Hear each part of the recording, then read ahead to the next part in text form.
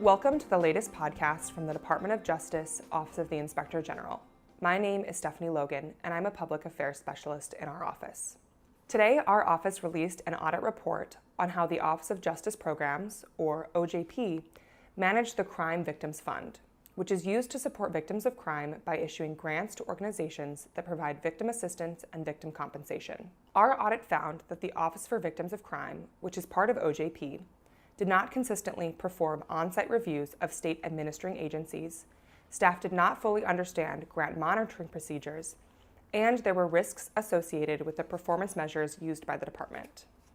Here to talk about these findings in greater detail is Elisa Lee, a program manager from our audit division. Elisa, thanks for joining me. Thanks, Stephanie. It's my pleasure to discuss this important report here with you. Let's start by talking about the fund generally. Can you explain where the money comes from and what is it used to support? Sure. The money from the Crime Victims Fund is used to support public and nonprofit organizations that operate counseling centers, domestic violence shelters, rape crisis centers, and other victim services. There aren't any tax dollars that go towards the fund. It is made up entirely by things like criminal fees, forfeited bail bonds, penalties, gifts, donations, and other collections from the U.S. Attorney's offices, federal courts, and the Federal Bureau of Prisons. From these sources, more than $16.3 billion was deposited between fiscal years 2011 and 2017. And of that, $10.8 billion was available for distribution. Congress places a cap on the amount of funds available for grants each year during the appropriations process, and in 2015, the amount was tripled as Congress made $2.36 billion available for distribution. This funding increase presented new challenges to the department for managing the significantly larger amount of grant funding, and our audit assessed these challenges and the associated risks. Okay, so one of the areas you identified for improvement was the monitoring of grant recipients. Can you talk about your findings?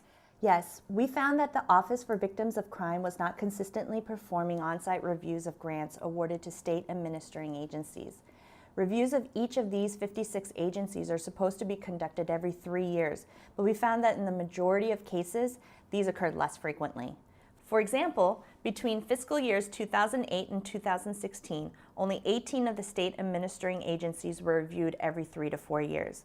Another 18 received their 2 most recent on-site reviews within 5 to 8 years.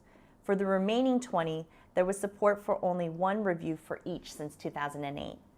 The Office for Victims of Crime did perform other monitoring activities for these agencies, such as remote reviews by staff members. However, we determined that such reviews are not as effective as on-site monitoring. On-site monitors can have direct access to grant managers, view grant management processes and documentation on location, and provide technical assistance. What are the broader consequences for not consistently performing on-site reviews of state administering agencies? Well, when on-site reviews of state administering agencies are not consistently performed, there is increased risk of deficiencies in grant management. For example, 11 recent audits by our office found deficiencies in grantees' management practices for Crime Victims Fund grants. Another consideration is that the majority of grant money from the Crime Victims Fund is initially awarded to state administering agencies. These agencies are responsible for managing and overseeing thousands of subrecipients who receive the grant funds. Given the volume of funds that are being allocated to these agencies, we believe that OJP should establish an oversight strategy that ensures a consistent, reasonable, and achievable review cycle for on-site visits to state administering agencies. Did you have any other findings related to the monitoring of grant recipients? Yes, we did. We found risks associated with OJP staff understanding and performance of grant recipient monitoring procedures.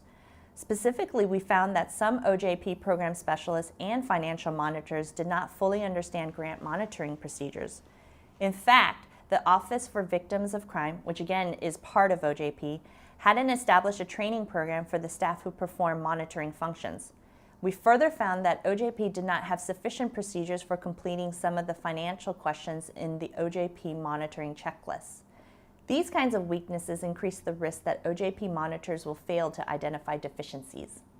We also found that the OJP monitors did not routinely verify the accuracy of payouts and revenues. This means the victim assistance grants are at risk of misallocating millions of funds. Now, let's talk about the risks the audit identified related to performance measures of the grants. Walk me through your findings. Sure.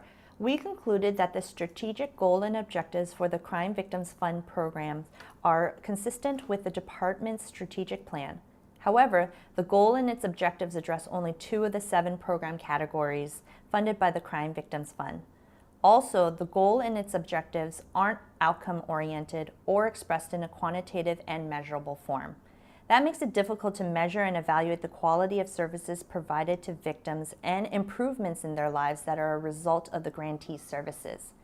Additionally, they were not reported as part of OJP's budgets, as required by the Office of Management and Budget Circular A11 and the Government Performance and Results Modernization Act. Now, I don't want to suggest that the department doesn't collect any quantitative data on grantee programs. They do. But what we found when we talked to several program specialists from the Office for Victims of Crime is that the data collected is generally output related. And by that, I mean it's used to determine things like the number of victims served, the types of victimization, demographic information, or the types of services provided. That data alone doesn't tell the department the quality of services, such as whether the grantee programs are meeting the needs of victims and therefore whether the Crime Victims Fund is making an impact. So what does this all mean?